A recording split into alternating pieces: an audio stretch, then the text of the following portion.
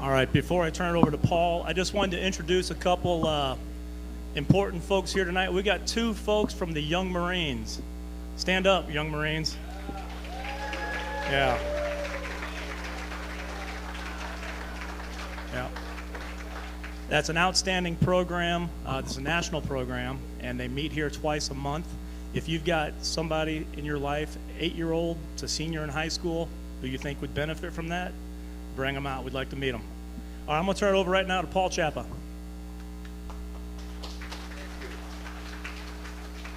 Thanks, everyone. So glad that you're here.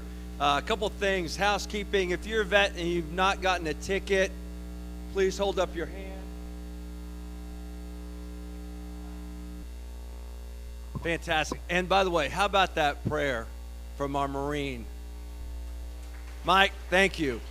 We have so much to be grateful for. You know, some of you may know that it's been about 3 months ago, but one of our board members in F.I.S.H, the night after our speaker series went into the hospital, and so I'm proud to report that he's doing well.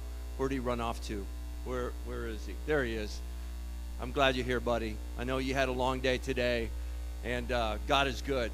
Hey, and this is our 85th speaker series, and one person that has never missed a speaker series, and actually, if it wasn't for this particular person, I don't know if F.I.S.H would have continued on with all the challenges that we had early on. We actually just celebrated our anniversary not that long ago, and wouldn't you know it, her ring broke, and I got it fixed. So, baby, I have your ring again. Will you marry me again?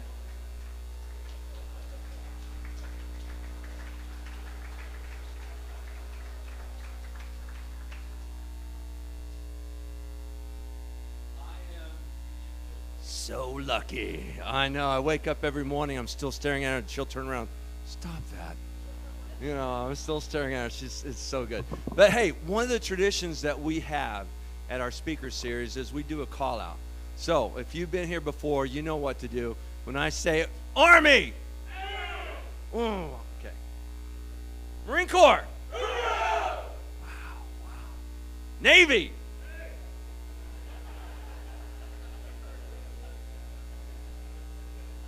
There's two Navy? Okay, Navy. Air Force. One. Mark gave us half a yell over here. Coast Guard. Not gonna happen. It's gonna happen. Space Force. Crickets. It's gonna happen though. But listen, I want to thank you all for being here tonight.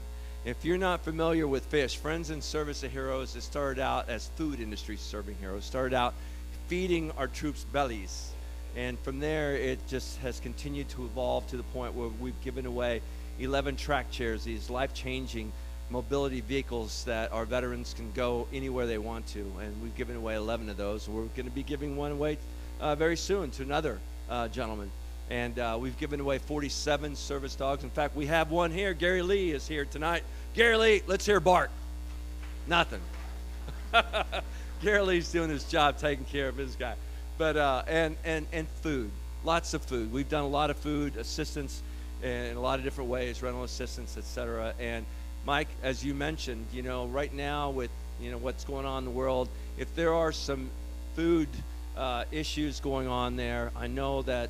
I got a call, was it yesterday or the day before, from an active duty person that would like to get some food. Well, we have plenty of food at the Fish Bowl that we can hand out. So if you know someone, please don't let them go hungry. Let us know. We can provide you some food and things of that nature. But a lot's going on. A few things here. We got just a few slides. Veterans Day at Black and Beach is coming up, and that is November 6th. Andy, thanks for the slides, by the way, updating them. And so if you want to come out for that, it's actually not very long. It's only from 11 to 2 o'clock, so come on out and be a part of that. We've been working with them for a long time. Our Christmas with the Troops is coming up November 21st, and that's going to be amazing. If you've never attended one, it is very special. We have active duty military that come. They've been told to be there. And let's just say that Santa surprises them. And by the way, there's a handsome young man down there in the bottom left-hand corner, number 83, Noah Gray, don't be surprised if he shows up. And yes, that does look like Andy Reid up there in the top right-hand corner. Looks like Andy Reid. And our monthly speaker series, as I said, this is our 85th series. It started out in a cigar lounge, but what happened, we would have young people that would come, and their parents said, no more cigars. I mean, you can't get that smell out of your clothes for a long time. And so, you know, Dan's been a long-time friend and neighbor. We talked about coming here so we can have our kids. We can have our young Marines. So we're excited that you're here. Invite all your friends. I want to see more of you. And so this is something we've been doing for a long time. And I will tell you that we are on YouTube tonight. So, Joan, watch what you say. But you know, when the Q&A does come up, please be mindful of that. That, you know, we're going to be, it's on YouTube. So just be mindful because, you know, you just never know how things are in the world. So,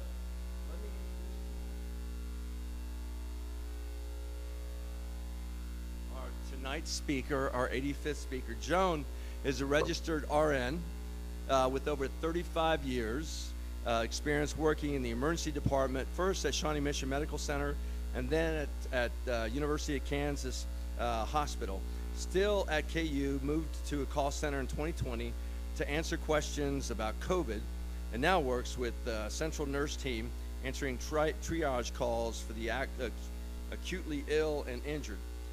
Received a Daisy Award for recognizing her patients that are veterans or active duty military. Has been a member of the Legion Auxiliary since 1968, recently transferring her membership to Post 370. In her spare time, she likes to sew, do jigsaw puzzles, and crafting with a laser cutter. On most Saturdays, she can be found right here in the club room collecting money for the live entertainment. Her presentation tonight shares the story of her dad, Warren Horton, mixed with some World War II history. So, ladies and gentlemen, a warm fish. Round of applause for our guest speaker, Joan Horton.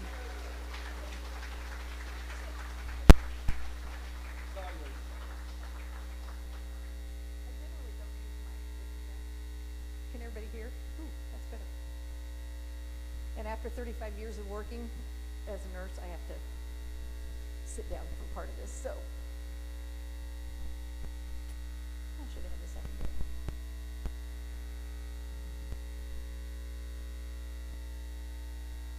Is this switched over, Dan? Okay.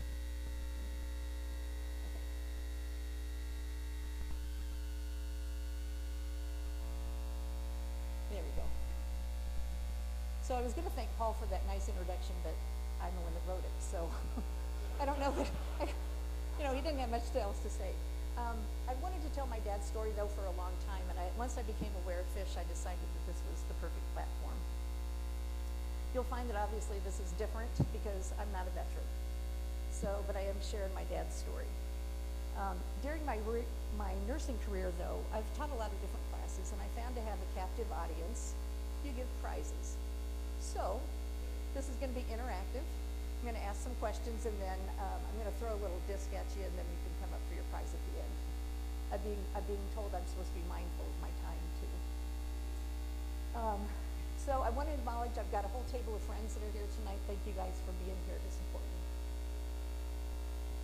I've never really thought of myself as being a motivational speaker, but I hope that you'll find my presentation to be enjoyable, inspiring, and appreciate the history lesson mixed in.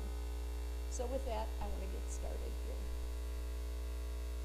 I called it a life-defining moment, a story of service, of love, and a legacy. What makes you who you are? There are defining moments in each of our lives, but what is a defining moment? It's a point in your life when you're urged to make a pivotal decision or when you experience something that fundamentally changes you. Not only do these moments define us, but they have a transformative effect on our perceptions and our behaviors. So just think, when do you think your life-defining moment was? Was it graduation? Your wedding day? Your second wedding day? The birth of your first child? Or was it when you enlisted in the military? For me, I thought it was when I became a nurse, September 19th, 1988.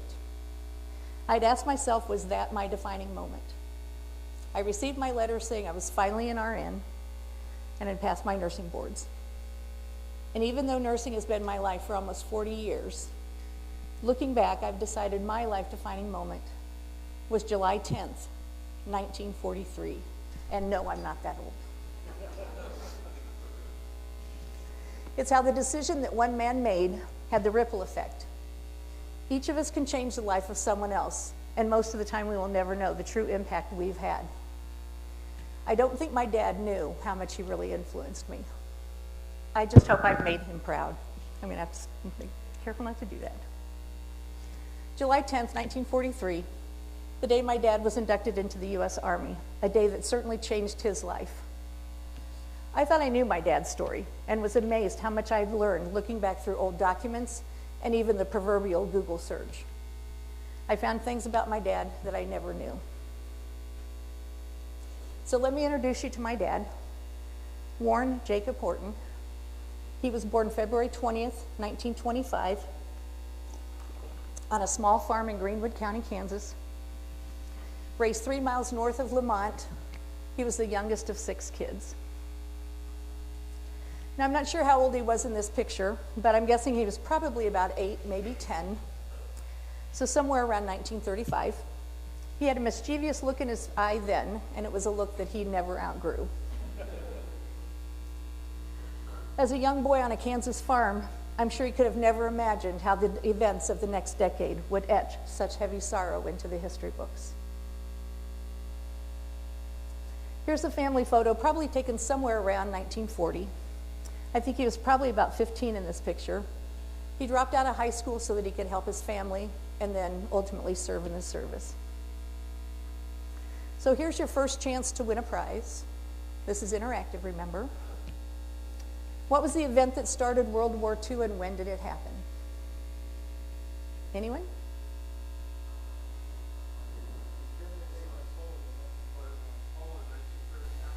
Perfect. This is for you. I'll remember you. German troops invaded Poland on September 1st, 1939, triggering World War II. In response to German aggression, Great Britain and France declared war on Nazi Germany. In 1940, Americans were closely watching the news of Germany's armed forces overrunning most of Europe, while Japan was using its military aggressively in East Asia. Public opinion in the United States was changing, foreseeing the possibility of military action against the Axis powers of Italy, Japan, and Germany. On September 16, 1940, President Franklin D. Roosevelt signed into law the Selective Training and Service Act, which was just another name for the draft. It required all men between the ages 21 and 45 to register for the draft. While there were wartime drafts during the Revolutionary War, the Civil War, and the World War I, this draft was different. It was the first peacetime draft.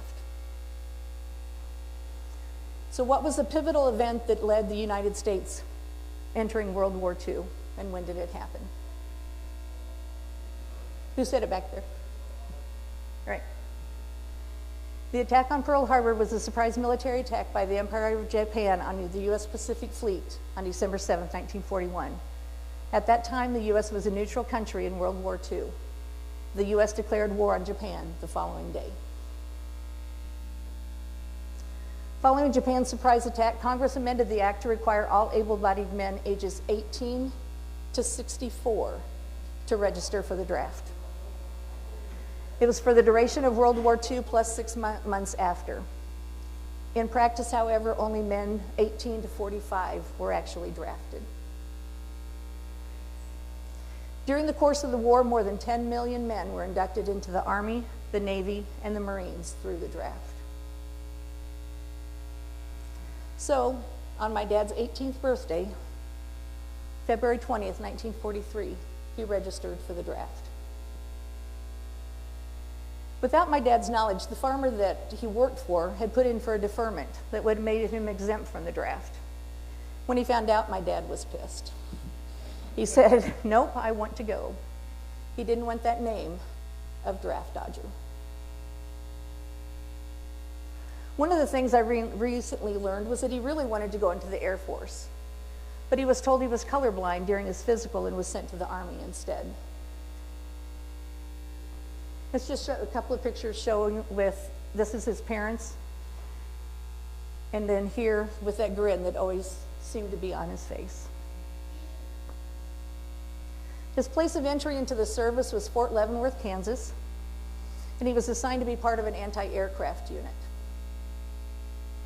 Then he was sent to Camp Hahn, California. He was only there for about 10 months, but it was there that a follow-up physical determined that he was not colorblind, but it was too late to go into the Air Force. It was there that his unit was reassigned to the infantry.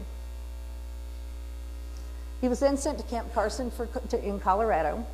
He was only there for a couple of months, but it was enough that influenced him. That's where we went for vacation almost every year, was Colorado.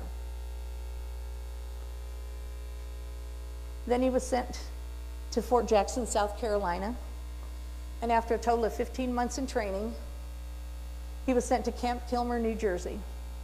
There they got all new clothes, all new equipment, and numerous shots. They then boarded the Queen Elizabeth. The ship sailed on October 17th, 1944, leaving the U.S. behind. He was then part of the 87th Division, the 346th Infantry, Company K. Now, just a word of caution, if you have pictures or documents that you want to save, keep them flat. This is my dad's unit photo that he rolled, and then when it unrolled, it tore. But if you ever need old pictures restored, I have a guy. This is his restored unit photo, and you can't see where any of the cracks or the tears were. He did a beautiful job. And then there's my dad on the second row. The bulk of the 87th Division sailed aboard the luxury liner, the Queen Elizabeth. They were told they were the happiest bunch of guys that had ever been on the ship. That was probably till the next group of guys was on the ship. They were so sick, though, probably that was before they got sick, and they were so sick that while lying in their bunk, they would just turn their head to the side and puke on the floor. Now, I'm telling you, as a nurse, that would not have gone over well with me. The trip over wasn't all fun. They were each assigned times to stand guard and watch for periscopes in the water. The ship docked 7 days later on October 24th near Glasgow, Scotland. During her wartime service, the Queen Elizabeth carried more than 750,000 troops and sailed some 500,000 miles, approximately 152 trips during the duration of World War II. Assembling in England, the division moved across the Channel to France the last week in November. It was at that time that General George S. Patton welcomed the 87th as a new addition to the Third Army. France was where he had his first experience with death, when his unit saw a dead, bloated soldier laying beside the road. It was there he discovered what war was like, when he saw a fellow soldier get killed. We were pinned down by gunfire, he said, and we couldn't get to him. He lost so much blood, he bled to death. The reality of war at that point couldn't be ignored, and later his unit was held down by German tanks. He said it was then he realized how real the war was. He saw the shells from the American tanks bounce off German tanks like tennis balls. And when the Germans returned fire, hitting the American tank 3 times, the tank split open and burst into flames. My dad recalled seeing men trying to get out, but didn't know if everyone had escaped. When the Germans launched their do-or-die winter offensive in the Belgian Ardennes, the Third Army shifted. In its 10 days of combat, the 87th had advanced across the German frontier, captured several towns, and gained more than 10 miles. Now the men of the 87th were ready to face the Nazis' best legions. Under the direction of General McKee, the movement to Belgium, a distance of 350 miles, was made. By the end of the year, they were in Belgium.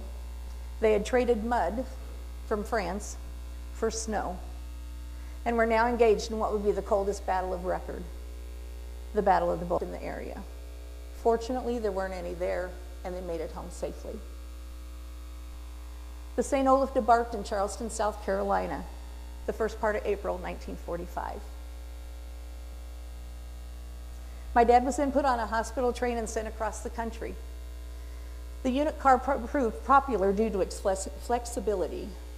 These cars functioned as self-contained small hospitals. They could be detached from military trains, attached to commercial trains without compromising the care of the patients on board. Each car cost $57,000. Imagine what it would be now. Inside quarters were tight. The unit car measured 84.5 feet long. It carried up to 36 patients in 3-tiered bunks and contained a kitchen, a pharmacy, an administrative office, an emergency operating room, 2 bathrooms, and a storage area. As cramped as the trains might have been, they at least weren't hot and stuffy. The Office of the Surgeon General mandated that they be built with air conditioning, a luxury at the time. Hospital trains had their work cut out for them, though. In January of 1943, the number of wounded soldiers returning stateside for medical care, 2,475. In May of 1945, that figure peaked at over 57,000.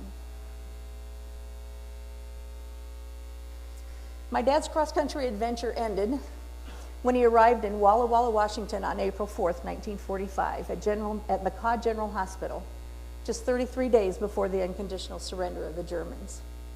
They had told him he was going to go close to home, long ways away from Kansas. He spent a lot of time in a ward like this. HIPAA, if anybody is familiar with HIPAA, privacy, not a thing back there, obviously. Military hospitals were often the scene of award ceremonies. During World War II, the Purple Heart was often awarded on the spot. A local commander would enter the hospital ward with a box of Purple Hearts, pinning them on the chest and or the pillows of the wounded servicemen. This is how my dad received his Purple Heart.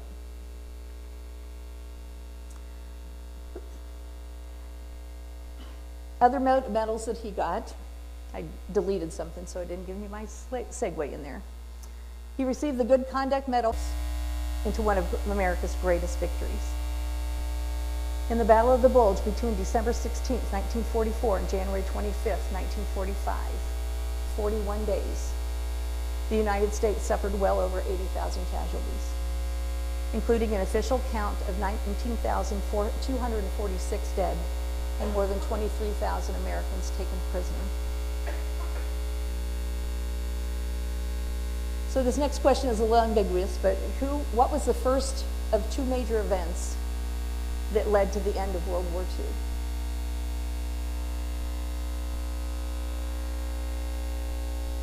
That's close. That's the second one. I'll give you credit for that one, the first one. I heard somebody say Hitler. Back there, okay. Exactly. On April 30th, holed up in a bunker underneath the headquarters in Berlin, Adolf Hitler committed suicide by swallowing a cyanide capsule and shooting himself in the head. Soon after, Germany unconditionally surrendered to the Allied forces.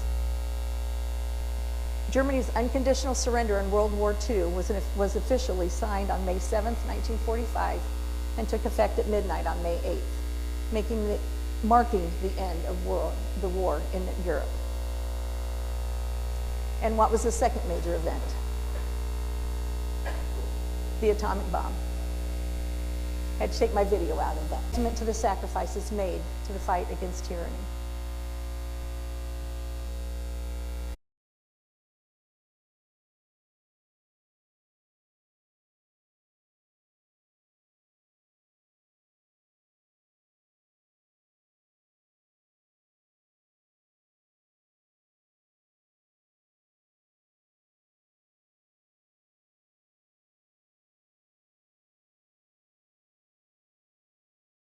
The next question.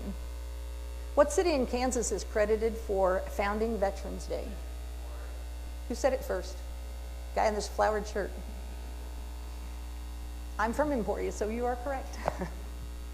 It began with Armistice Day, honoring veterans from World War I, but in 1953, Emporian Alvin J. King proposed that Armistice Day be changed to Veterans Day to recognize and honor all veterans from all wars and conflicts.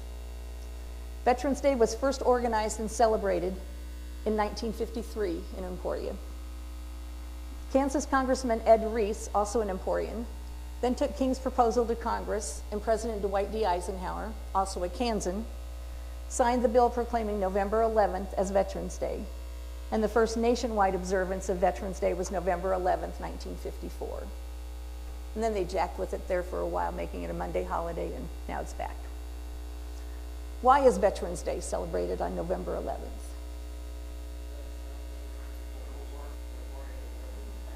Lots of people. You're stealing my thunder there. He is correct. So it was because of Armistice Day was originally, and that's when the armistice was signed at 5:45 to take effect at 11 o'clock in the morning. It was the 11th hour, the 11th day, and the 11th month of 1918. And now, if you're Paul Harvey friends, you know the rest of the story. 2 sisters and a brother were born in Wichita, and then my parents moved to Emporia. Once there, I had another sister and I were both born there, and I was born on my mom and dad's wedding anniversary. My dad loved being a father and worked very hard to take care of his family. He eventually started his own construction company, building, shingling, and remodeling homes. He was never at a loss for work. I have no idea how many houses he built in Emporia, but it was a lot. And his reputation certainly kept him busy. I loved being with my dad, even if it was me hanging upside down while he was standing on the roof of our garage. People ask me, what did my mom think? Well, she was the one taking the picture.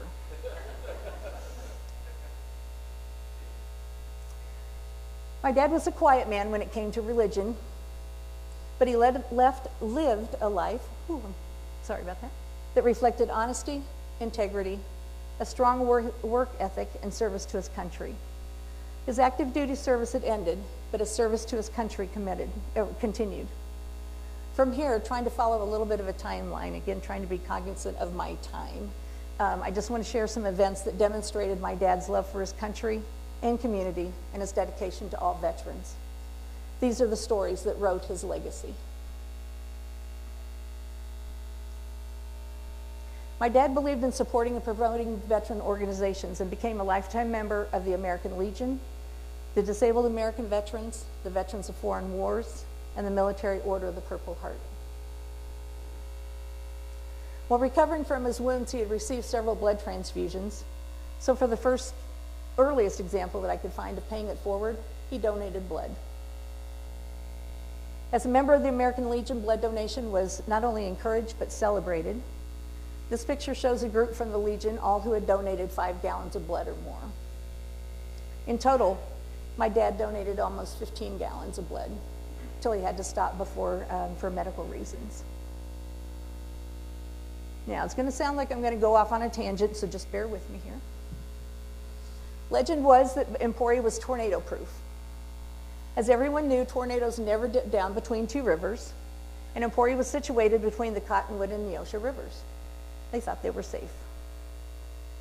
On June 8th, 1974, 8 years after the devastating Topeka tornado, Emporia was hit by an F.4 tornado.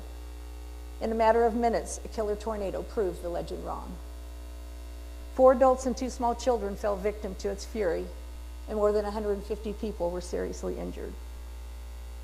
Practically before the tornado sirens had stopped, my dad was in his truck going to the area of town that was hit. A trailer park had been flattened. As the winch on his truck pulled debris away, the reality of death became real again when he helped to uncover 5 of the 6 victims. That same night, the owner of a house that was destroyed was at our front door, wanting to be first in line, asking my dad to rebuild his house. There were many, many more phone calls. The next day, he was back out with a group of scouts, starting a massive cleanup. He had done the same thing 8 years before in Topeka. In early 1981, representing the disabled American veterans, my dad went before the county commission, and along with representatives from the American Legion and the Veterans of Foreign Wars. requesting that the county purchase markers for veterans' graves. The vote was unanimous then, and they continue to purchase the grave markers at no cost to the family of the veteran. The picture on the right is the new markers that they purchased, and the picture on the left is my dad's grave. It's hard to imagine going anywhere and not seeing the familiar blue and white wheelchair sign, indicating a safe parking space for a disabled driver. But in the early 1980s, it was up to individual communities if and how disabled parking was implemented. My dad and others that joined him spoke in favor of a city ordinance for disabled parking. They wanted it especially in front of the post office. It was enacted almost a decade before the American with Disabilities Act became a federal civil rights law and required it. The American flag, our symbol of freedom, and my dad believed in that wholeheartedly. He flew a flag every day at our house. He was passionate about proper flag etiquette, so he developed a program to educate the younger generation how to properly display, care, fold, and respectfully destroy old flags. He shared this program at Girl and Boy Scout meetings and the 4th grade classrooms within the Emporia School District. He was often asked to come speak at other organization meetings and share his message. Being the father of 4 girls and 1 boy, he spent a lot of time supporting and being active in the Girl Scouts and Boy Scouts of America. He received several awards for his support for the Girl Scouts of the Flint Hills Area Council. And from the Boy Scouts, he received the District Award of Merit for Outstanding Service for the Sahadi District. And he was the recipient of the Silver Beaver Award for the Jayhawk Area Council, a national award given for distinguished service to adult leaders who have made an impact on the lives of youth. I'm not sure what he would think about the status of our republic, or the Republican Party right now, but he was a lifelong Republican, and he respected his right to vote. He supported democracy, and both my parents would work the election board. They would sit for hours collecting ballots, and in those days, the votes were counted by hand. On many of those occasions, he also served as the precinct committeeman responsible for certifying the count. When things didn't seem right, he was one of the first people that would stand up and say, "Hey, what's going on?" and ask questions. I didn't know this, and I couldn't find much else information about it, but he chaired a group called the Concerned Citizens of Emporia. The local paper, the Emporia Gazette, invited readers to help with a list of Emporia's unsung heroes, asking people for folk who do good in the community without much recognition. My dad was listed as the first, nominated by 4 people. And that doesn't sound like a lot until you realize that everybody else on the list was only nominated by 1. The nomination read, "Warren meets all your requirements. If anyone is working to make Emporia a better place to live, it's Warren. He does a lot of charitable work, Scouts, Disabled American Veterans, all veterans organizations. He helps anyone who needs it." I wish I had time to tell you the story of how he had to fight the VA for 10 years before he could get a right knee replacement, or how he had to prove that his hearing loss was service-related, the VA finally agreeing 30 years after he was injured. Because of these struggles, he was able to help other veterans navigate through the VA's red tape. And in response, he would often receive small tokens of appreciation. It says, "This is an American flag off of one of my uniforms. I wanted you to have it. Please take it as a token of my appreciation for all you've done." To be a little cognizant of the time, I'm just going to kind of brief this. He started a recycling program in Emporia. They didn't have curbside recycling, so he started it where they would bring newspapers to our house. Sometimes our porch was full of newspapers. They had a 40-foot truck that they would fill, and then they would haul that off and bring another one in. And each year they collected about 100 tons of paper. About the same time, he helped to establish a Disabled American thrift store, veterans thrift store. Donations could be dropped off, but again, if somebody would call, he would go pick them up. And between picking up recycling and donations for the thrift store, he still found time to drive veterans to their appointments. This was another DAV initiative that he helped start, to provide transportation for veterans that needed to go to an appointment at a VA hospital or clinic. Emporia operated its own informal transportation program long before the official van program started in 1987. DAV volunteers would drive from Emporia to Wichita, Kansas City, Leavenworth, or Topeka. I'm going to skip this part here. And when the Army Reserve Unit came back from the Middle East in '91, he with a group from the Legion and the DAV planned a community celebration. He never wanted another soldier to come home from service without a proper welcome home. September 24th, 1991, my parents drove to Oklahoma City for an annual reunion of the 87th Division. For some reason, it was the first one my dad had ever been able to go to. But being there brought memories of the war's full circle. For the first time since 1945, he was in the same room as 3 of the men that had helped to evacuate him back in 1945. In my dad's words, after 46 years, I was able to thank these men. They are the greatest, and to them, I owe my life. And this is my dad on the right, and then 2 of the gentlemen. I'm not sure where the 3rd one was for this picture. Throughout my dad's life, he never stopped speaking out for what he felt was right and stood firm in his belief that veterans were owed so much more than they were getting. As part of this was just recognition for the sacrifices that they had made. He was on the planning committee for the creation of an all-veterans memorial in Emporia that opened in 1991.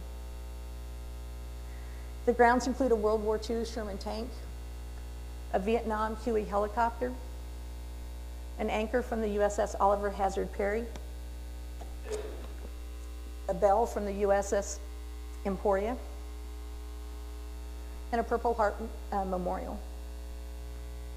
And weaving throughout the park is a tablet of honor walkway commemorating individual service members and highlighting key moments in U.S. military history.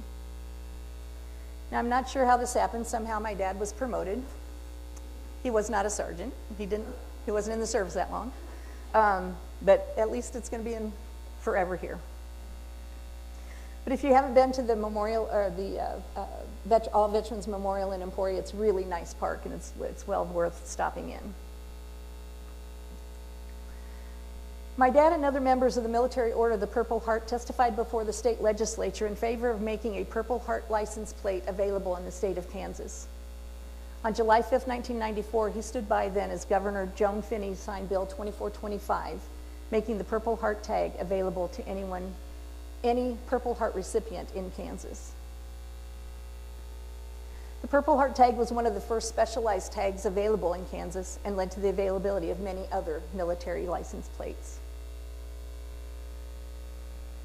After holding several offices in the local DAV chapter, my dad decided to run for state commander. And he was pretty well known across the state, so it was no surprise when he was elected the 94-95 department commander for the disabled American veterans. Coming home from a meeting in early 1994, my dad noticed a billboard on the side of the road. Now, obviously, this one was not it, but similar to this. It was advertising the Vietnam moving wall, that it would be in a small town of Girard, Kansas. My dad turned to my mom and said, "We can bring that to Emporia." Even though my dad did not serve in Vietnam, he said seeing the memorial in Washington was an emotional experience for him. No longer was it a random figure of casualties.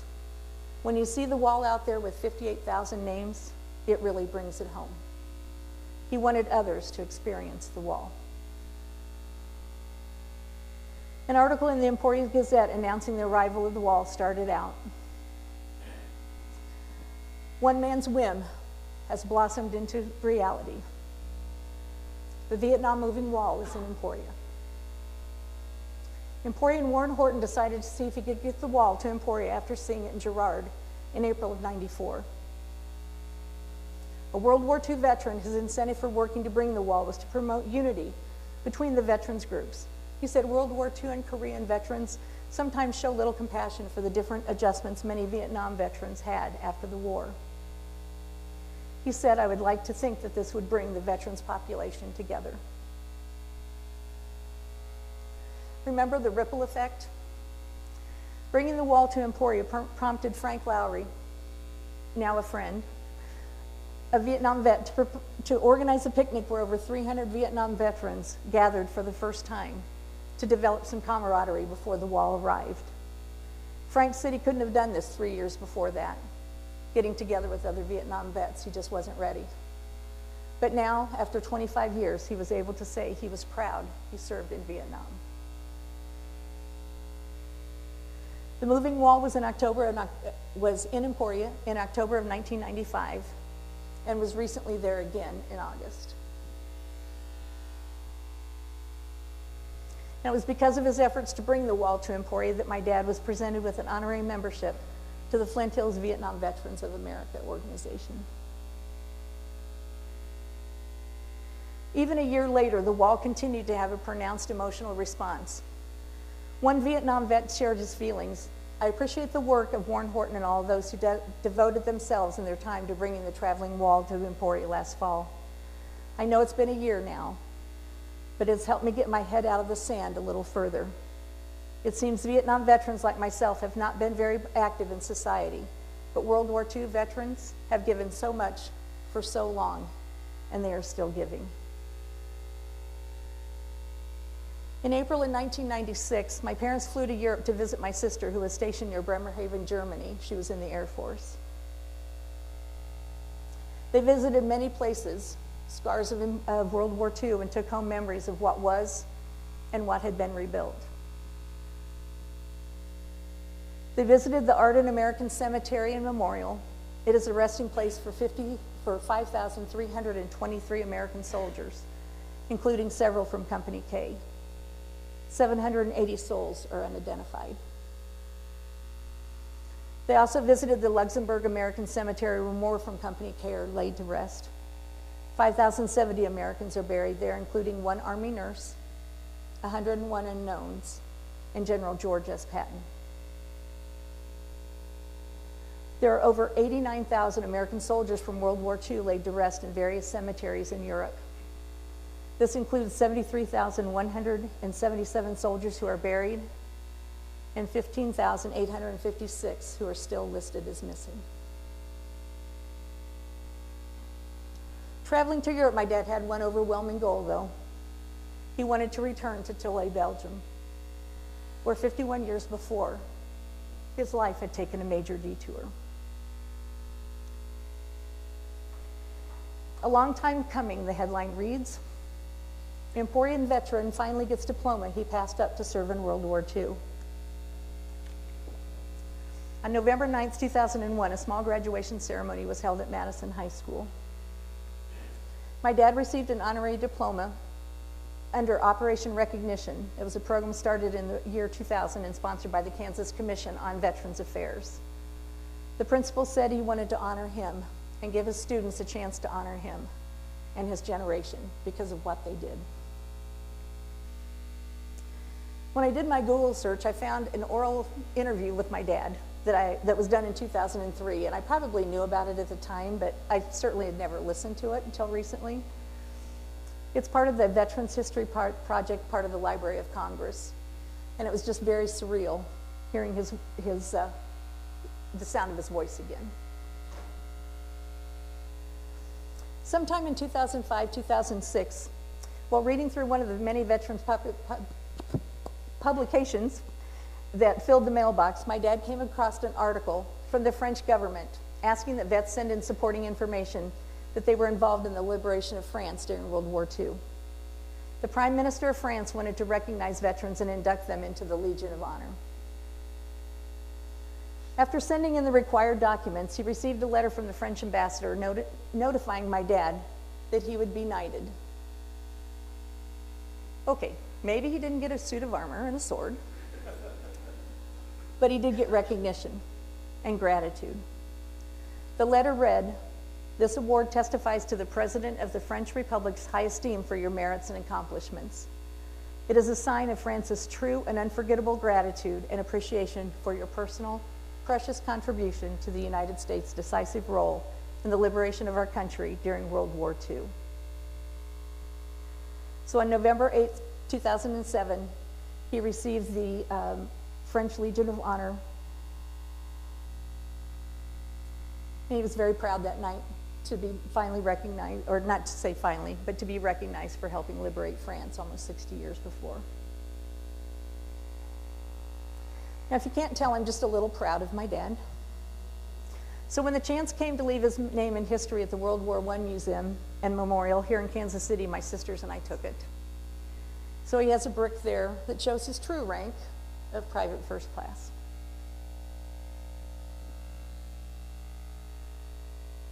On April 30th, 2008 was another special day for my dad. Early that morning, he boarded a bus taking him to the Kansas City airport where he boarded a plane, flying to Washington, D.C., especially to go to the World War II Memorial. Honor Flight was created with a simple yet powerful mission, honoring nation's veterans by bringing them to Washington, D.C. While initially focusing only on World War II veterans, Honor Flight Network now includes those who served in the military during the Korean and Vietnam War eras, along with veterans of any service era that are critically ill. Each veteran is paired with a guardian, somebody that can walk with them or push a wheelchair. And I don't remember my dad's guardian's name, but she took the pictures for him. And there's a pillar for each state in the country at the memorial, and they laid a wreath there just to honor those visiting from Kansas that day. And I would bet, if I was a betting person, I do my weekly donation to the Legion because I bet on bingo and I lose, but I would bet that my dad asked his guardian to take this picture. Each veteran received a sweatshirt with the Honor Flight logo on the front and on the back. If you can read this, thank a teacher. If you can read this in English, thank a veteran. I totally agree. As one glances over the rainbow pool there at the memorial, there is a large field of gold stars. Information from the memorial brochure says that each gold star represents 100 Americans who lost their lives. It reflects the loss of 405,399 Americans in this titanic struggle. Underscored by a granite marker are embedded with the words, "Here we mark the price of freedom." Every day, memories of World War II, its sights and sounds, its terrors and its triumphs disappear. This is a statistic that I got from the World War II Memorial, and it says that by 2030, it's estimated there'll be less than 7,000 World War II veterans still alive. I think that's being very generous. In 2025, there were only a reported 241 still living in the state of Kansas. There are so many other stories I wish I could tell about my dad, but don't have time for. This is one of my favorite pictures of my dad. He would sit in the recliner, eat popcorn, and watch TV, cheer for the Royals. And he still had that same grin he had 60 years before. Some people never meet their heroes. I was raised by mine.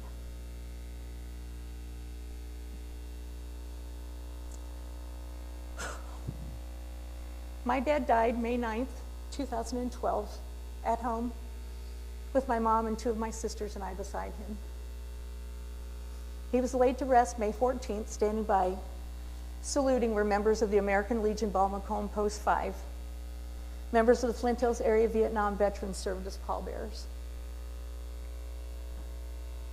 He was buried in Grant Township Cemetery, Marion, Kansas, with military honors. He could have been buried at Arlington National Cemetery, but chose to be buried next to my mom's parents. They'd always considered him their son. Soldiers from Fort Riley were at the graveside.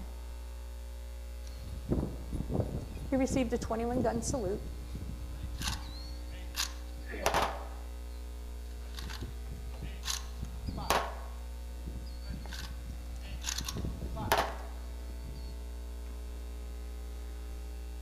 His flag was folded. I will say not well, but it was folded. And presented to my mom. And then my mom had a special flag display case made for it out of purple heartwood. These are my defining moments. These are what that form the core of who I am. I asked you at the beginning, now I want you to ask yourself, what was your life-defining moments? Share them with your family and friends. Encourage others to ask questions.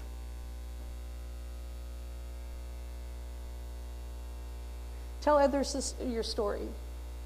There are so many questions I wish I could still ask my dad. And if you don't want to talk about it, write it down. But be proud of who you are. Be proud of your service and create your own legacy. And I have to skip this next part because otherwise we might lose the live feed. I was going to play God Bless the USA. But thank you for staying with me. Thank you for your attention. Most of all, thank you for your service. Thank you. Wow.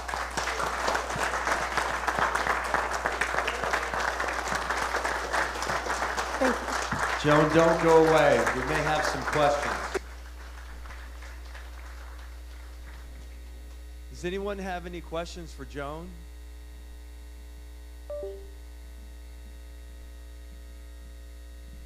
I don't have a question, but I just wanted to thank you for sharing your father's story.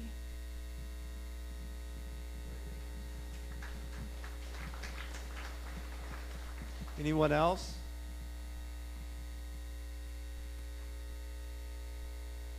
Joan, that was powerful. Oh my goodness. Oh, right here. The young Marine.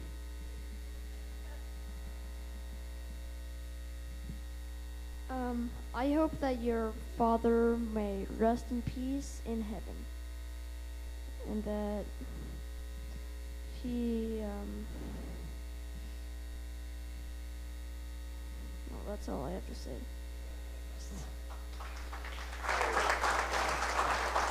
That was perfect. That was perfect. Anyone else? Any questions? Joan, thank you so much. That was incredibly powerful.